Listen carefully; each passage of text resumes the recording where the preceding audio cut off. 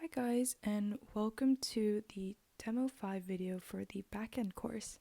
Hope everyone is doing well during the quarantine, and without further ado, I'll get started.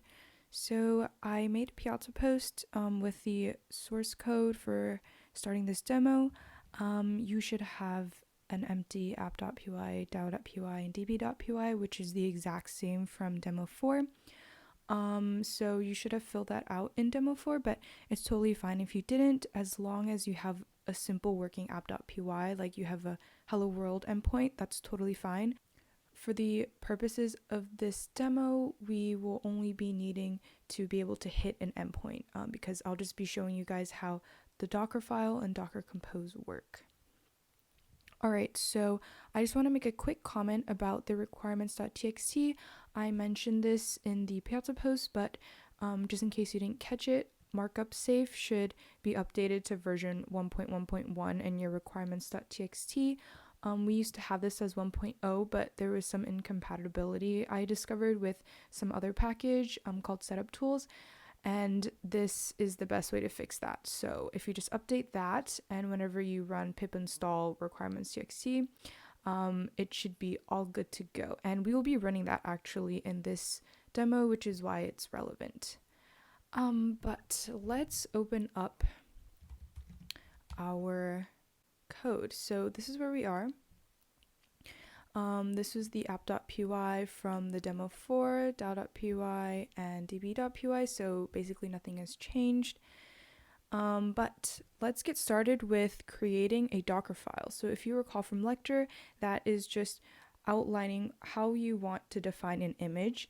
But let's create a Docker file. So let's do new file, and let's name this literally just Docker file. So there's no extension or file extension for a Docker file. It's literally just Docker file. It's a text file that your Docker command will recognize. So this is how you start off with the keyword from. So the from instruction initializes a new build stage, which basically sets the base image for any following instructions that you have. So because of this, a valid Docker file must start with a from instruction. So we're going to say, let's build this image from a pre-existing one called Python, and the tag will be 3.7. So just to help you guys understand what this means, let's go to Chrome. And this is just from searching dockerhub Python. So these are all the existing Python images that dockerhub hosts. And as you can see, if you scroll down, they have so many images. Each image is named by a tag, and we just so happen to use 3.7 in our demo, and I believe you will be using that for your assignment. It's pretty standard, but you can see they have like extra things like whatever Alpine or like Windows Server Core. These are just like extensions onto the original like Python 3.7 version of images that you can just like use and add on to it as you would like. So we're just going to use the basic Python library though, and that's all we need. And let's create a directory that we want to define as a working directory of our app. To put this into perspective, right now we're quote unquote defining an image that we can run locally, but the whole point is so that we can push this image, this class definition, quote unquote, and put it onto Docker Hub so that when we go onto a remote server, we wanted to be able to follow these instructions of the Docker file so that we can have our app up and running. But that server has existing directories and such, so we want to like define, hey, this is a directory that I want to run my app in. And the way you do that is first you have to make that directory, so by using the command run. And how you make a directory is just mkdir, and let's say that I think by convention you'd say it's in user/app. The reason why we do this is because on your server there's going to be like other mumbo jumbo like folders and like metadata, and you want to separate that and basically encapsulate everything you need to build your app into a folder called user and a folder within that called app. And the way that you say that this is going to be your working directory is by using the command workdear. So the workdear instruction sets the working directory for any run, command, copy, and add instruction that follows it in the Dockerfile. If the workdear doesn't exist, it will be created even if it's not in any subsequent Dockerfile instruction, but you should just define workdear to make it extra clear. Now that we have built our image from an existing Python image, we've said where we want to run our app in, we need to copy in all of our files. So we actually need to put our code in the directory that we just created on the remote server. So this would be like app.py and all these other files, including requirements.txt. So how you do that is with the keyword copy. We want to copy our current directory, so that's what dot means, into the remote server directory. So notice that we have already defined this work directory, so everything that we say in paths are relative to that directory. So this is actually just user/app, but it just means current directory. So this will copy over everything over here into that remote server. One caveat here. If you run this code, so we can try that actually. So I'm gonna have to create a virtual env. Oops, yes. Because I want to just run my code to show you guys what I mean.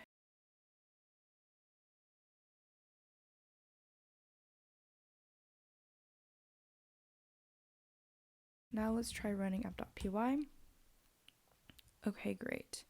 So if we go back here, do you guys notice this PyCache? These are just bytecode cache files auto-generated by Python whenever you compile a Python file. And this is like massive. You don't want this on your server. This is just something that was generated when you ran the code locally, so you don't want that. Moreover, you do not want your Vim folder onto your remote directory, your remote server, because this Venv is just for you to develop with encapsulated environment. It doesn't matter to the server, and it's just unnecessary space that you don't want on your server. So how we mitigate this problem is by using a Docker ignore file. If you've used Git before, if you don't want to commit a file onto Git, and you don't want to show it on GitHub, if it's like sensitive or if it's like, metadata like this, you can ignore it by putting it in some file that's basically telling Git, hey, I don't want this to be committed. And that's the same logic here. So let's create a .docker file. So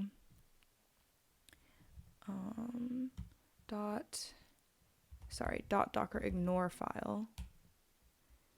Use Let's just say we want to ignore the PyCache.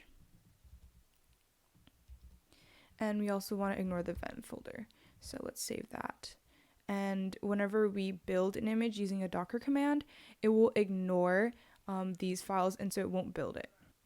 All right, so now that we've copied everything into this environment that Docker will build, let's install all of our requirements. So that's by using the command run. Remember how when you create a virtual environment and you can pip install your requirements? Well, this is basically the same thing, except your virtual env is literally this space that you've just created with this workdear. So you can say run pip install -r requirements.txt. The run keyword, it will just execute any commands in a new layer on top of the current image and commit the results. So the resulting committed image will be used for the next step in the Docker file. So this was one image, and now you just committed something onto that image. And this is kind of important because it conforms to this core concept of Docker where commits are cheap and containers can be created from any point in the image's history. So it's mimicking source control. All right, so now that we've installed everything that we needed to install, let's run our app. And the way you do this is by using the command. So let's type in python app.py. But before I get into this, this is very important that you know that you have to first copy everything before you can run requirements.txt, because this is where your directory can get requirements.txt. If you put this before that, it will not run. It won't recognize what this is. Okay, so you can only have one CMD instruction in a Docker file. If you have more than one, then only the last one will take effect. And don't confuse this with the run command, because run actually runs a command and then commits it on top of the image. CMD doesn't execute anything at build time. It just specifies the intended command for the image. So what it's saying is that over here, I'm defining instructions to set up my environment, but this is actually running my application. So when you build the image, all of these commands are used, and when you run the container on your server or locally, this line in the Docker file is run. Do note that all of these have different, like a secondary way of saying, so you could totally do like command and then like Python and then app.py, and this is particularly useful if you have like arguments and tags. You can do like some tag here, or if you had like a command with spaces or a file name with spaces. I don't know why you would ever do that. That's terrible, but some people do. So this is an alternative way of defining, but we just like our stuff clean, and we only have Python and app.py, so this is sufficient. Before I start doing all this stuff in the terminal, the number one thing you should make sure that is running is your Docker desktop. So a lot of students have issues where they're like, oh my god, my Docker command doesn't run, but have you installed Docker desktop and is it running? Otherwise, your Docker commands will not work. And notice here my username. If you looked at the Piazza post, I told you guys to create a DarkerHub account. This is important because you need a DarkerHub account authenticated in Docker Desktop so that you can push images to DarkerHub. If you have this running, you can start doing what I'm about to do in the terminal.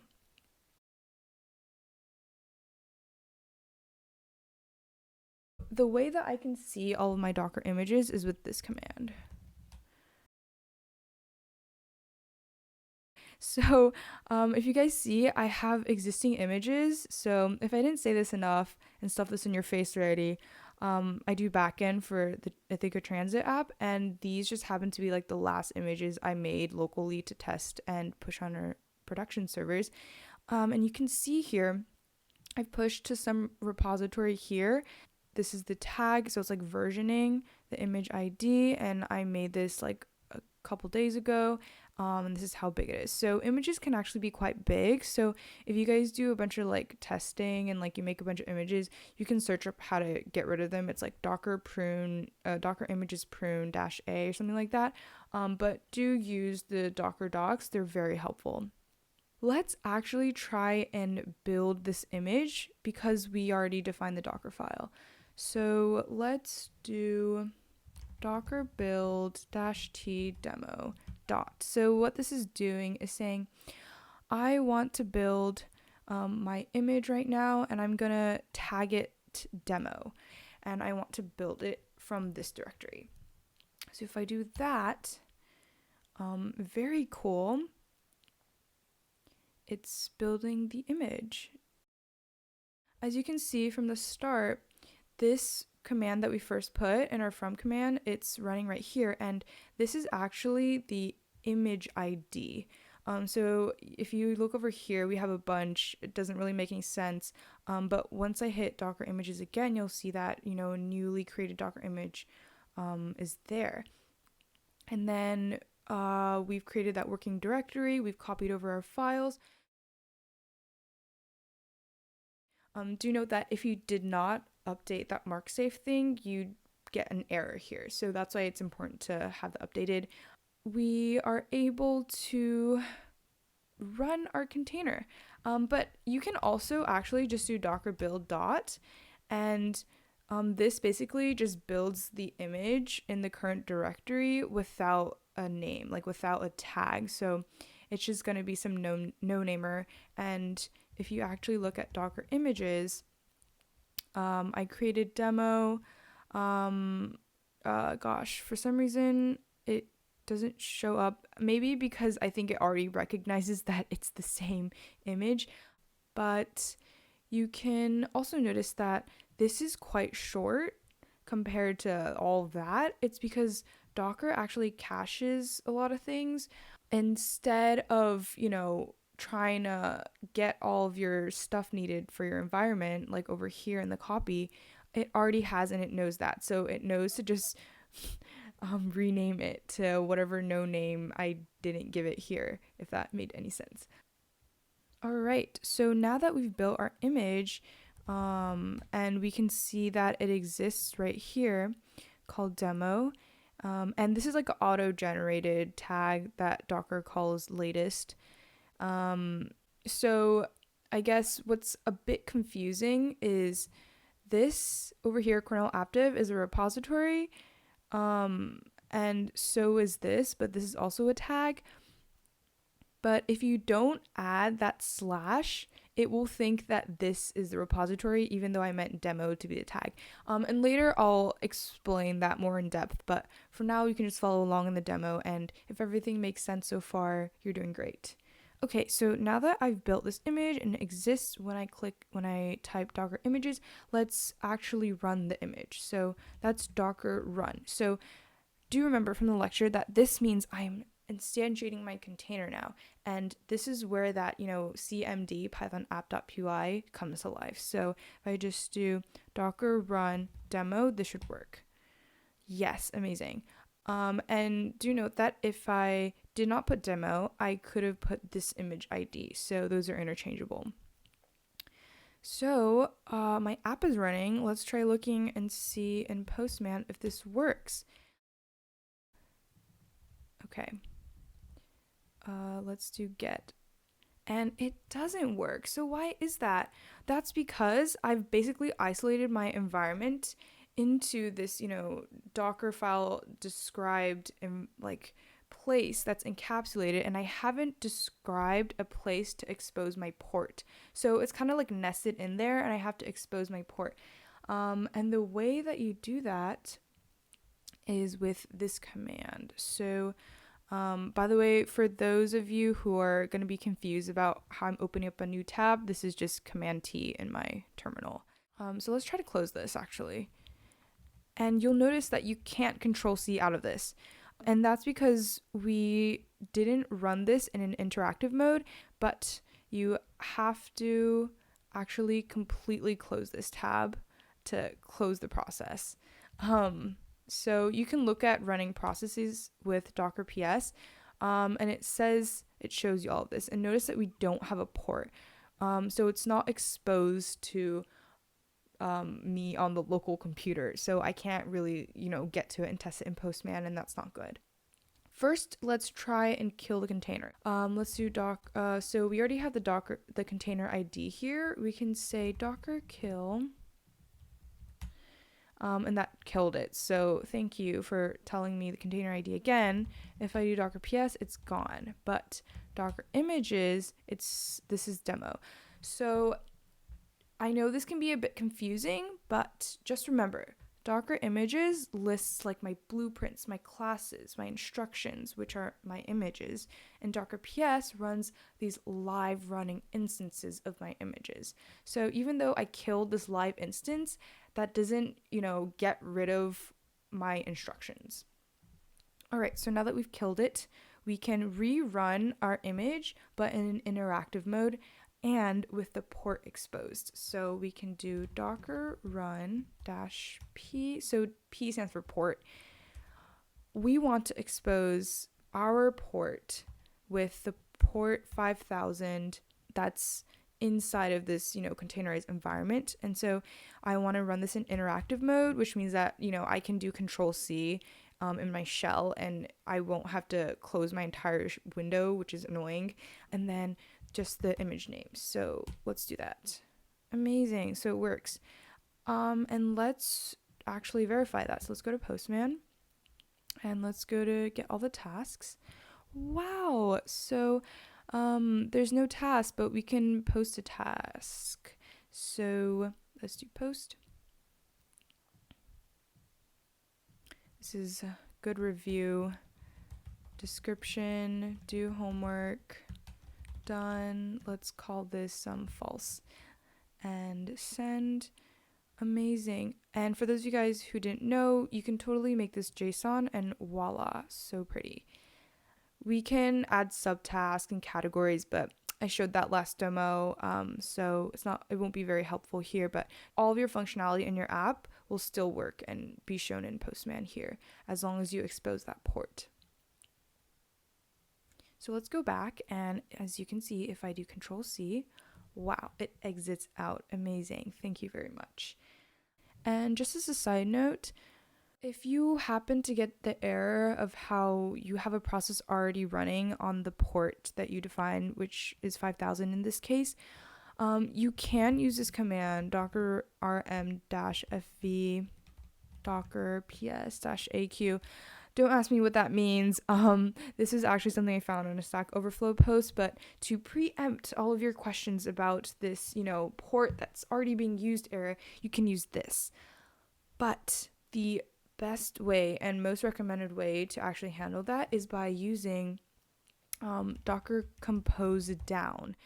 You can use this if you've defined a DarkerCompose file and you've downloaded DarkerCompose for your computer, but we don't have we haven't defined the DarkerCompose file yet, so I can't show you this command, but this does lead me to actually showing you how to create DarkerCompose YAML. But before I do that, I want to show you guys an example DarkerCompose of Ithaca Transit.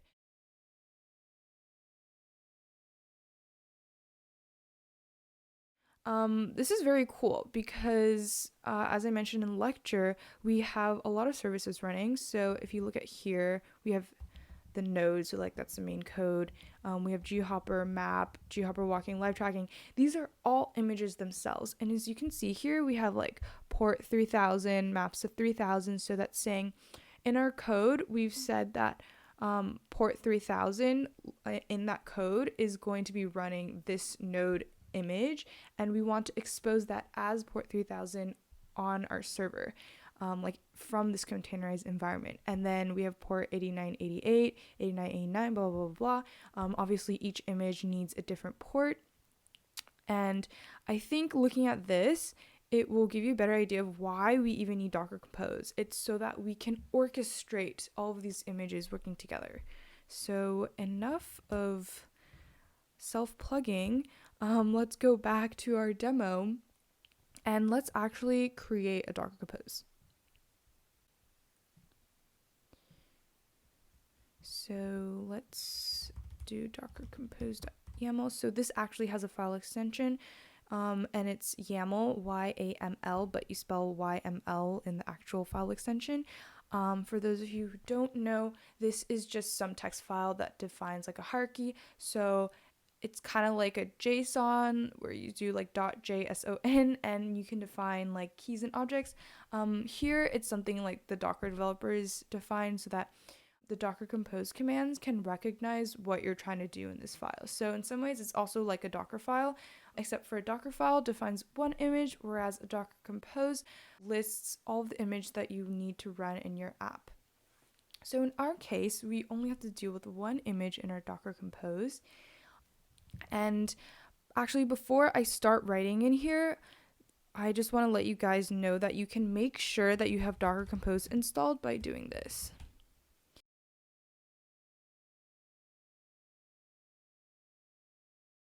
My version's right here, so I have it installed. Okay, so we can get started in creating our DarkerCompose file. So we have to start up by defining the version that we want. Don't worry too much about this. We're just going to stick with 3. It's going to be in a string. It's just some version of DarkerCompose. All right, so let's define the services, which will be the images that we will use to instantiate our containers. So let's say services. We will only be needing 1. So, and that's just going to be called demo because I named it demo earlier. And then because I named it demo, we're going to keep it demo just for consistency. And then we're going to name the port that it's going to be exposed on. So that's just 5000, 5000. So notice instead of that command, that super long command that we did, I believe it was this, we're using DarkerCompose to help us abstract away from this.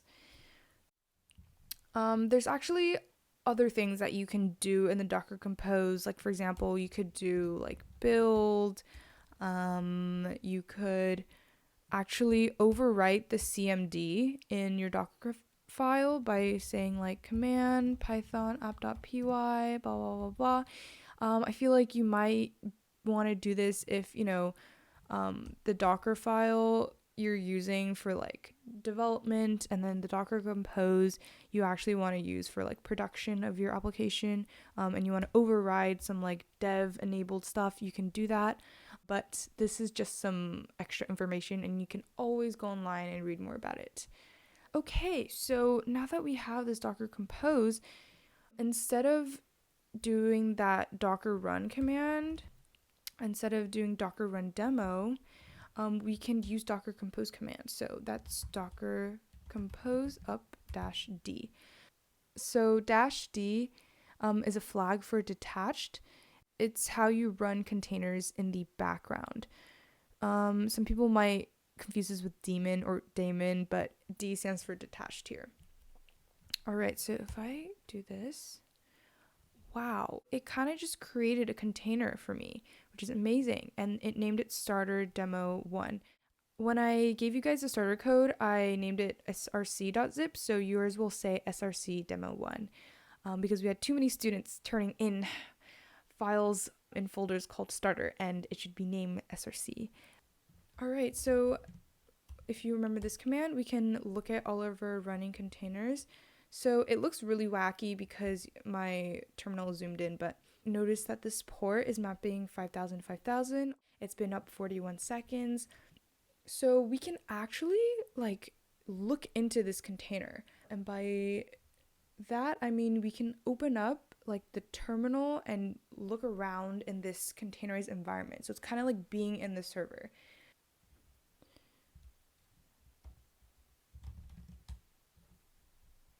So you can either use this container ID or the name of the container.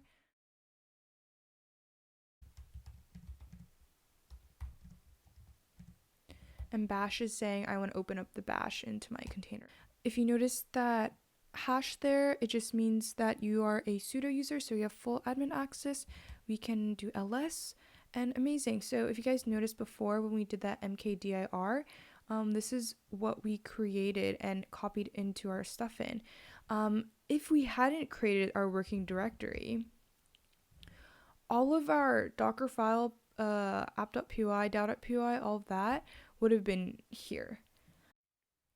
Alright, so the reason why that PyCache is there is because that's the PyCache generated by the server itself. That has nothing to do with your PyCache. So the .docker-ignore actually works. So let's say I use Docker Compose up without the -d flag. This is what it would look like, and this is how I would stop it.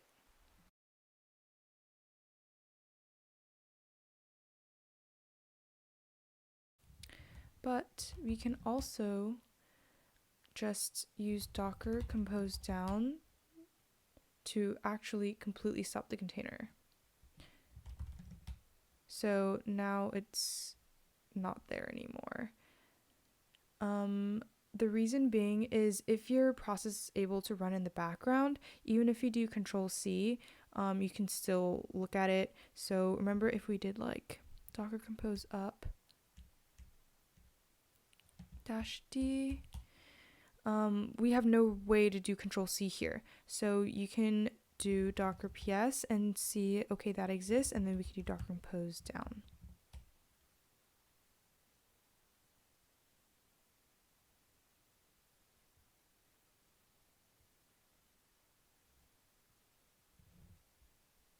Amazing.